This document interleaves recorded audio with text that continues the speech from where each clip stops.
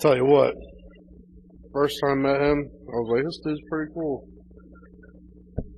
And then afterwards, I was like, this dude's an asshole.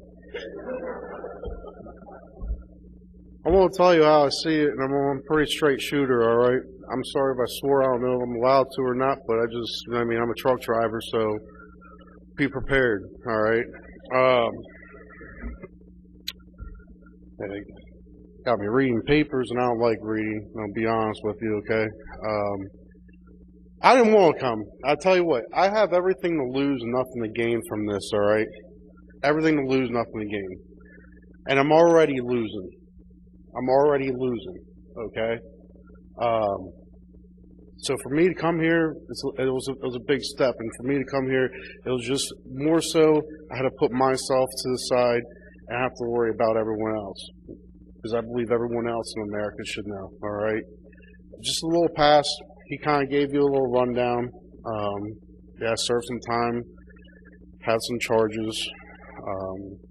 You guys want to run with it, you can run with it. But this is what the real story is. The story is what we're here for today, alright? I didn't want this put on me, but for some reason, it's on me, and here I am, alright? I drive tractor trailer for U.S. Postal Service, subcontractor. I drive a route transporting mail from Lancaster, Pennsylvania to Bethpage, New York to Harrisburg, Pennsylvania, and back to Lancaster.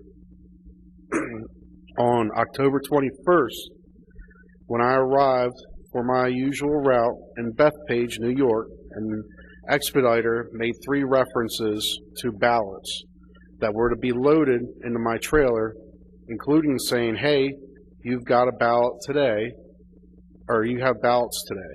And even showing me a piece of registered mail and saying someone really wanted their ballot to count.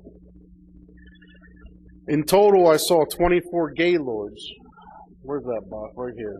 You got this guy right here. That's kind of a good representation of a gaylord, all right? They're not usually put together with duct tape, though. Here you go. This is pretty good too, but for a visual, I mean, that will work, all right?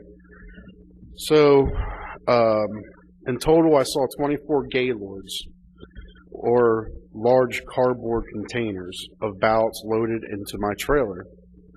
These gaylords contain plastic trays, I call them totes, but trays will work, of ballots stacked on top of each other.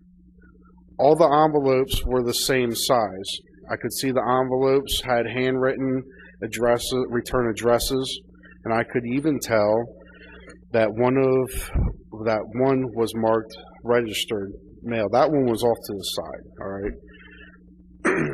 They were complete ballots. I didn't think much of it at the time. At Bethpage, I was first loaded with 2 tall gaylords. So picture that thing there, or this little representation here, but this tall, all right? So I was loaded with 2 tall gaylords, okay? And that were, hold on, where was I at? They had mixed mail pieces bound for Lancaster. These gaylords were loaded first because they would be the last off my trailer. The remainder of the truck was loaded with complete ballots bounded for Harrisburg. I then drove to Harrisburg with the ballots. Usually I offload in one of the 7 docks every day, but not on October 21st. I wasn't allowed to offload. That's different. Whenever I pull into Harrisburg, I go around and I get unloaded, and then I roll out. Not that day, all right? Not that day. Instead, I was made to wait for roughly 6 hours in the yard, from 9:15 a.m. to 3 p.m. This really ticked me off, all right? Because my brother was in town. He just moved back up, and I wanted to spend some time with him.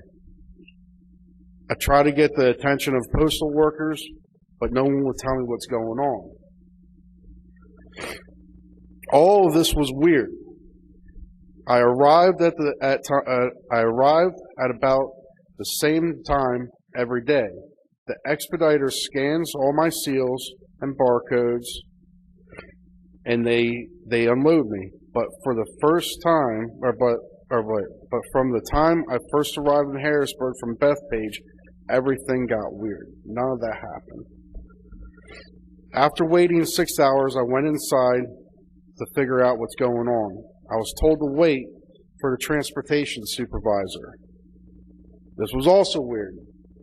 16 months I've been doing this. I haven't ever talked to the transportation supervisor for the United States Postal Service. I talk to an expediter. I come in, I see an expediter, that's who I deal with. If I have an issue, it's the expediter. I don't deal with anyone else but the expediter. I never talk to the United States Postal Service's transportation supervisor. Let's make that clear. I have my own transportation supervisor for the company that I work for. He's the one that gives me the details. He's the one that I listen to. I don't listen to this guy. He's the guy that would contact my boss if he needs something ran different. There's one health food that's a complete lie, and this food is marketed and advertised. I've never spoken with this transportation supervisor from the United States Postal Service. They don't speak to people like me. He's a top guy. He's the kind of guy that would speak to my boss, not a trucker like me. The supervisor told me to drive to Lancaster without being unloaded in Harrisburg. This made no sense to me.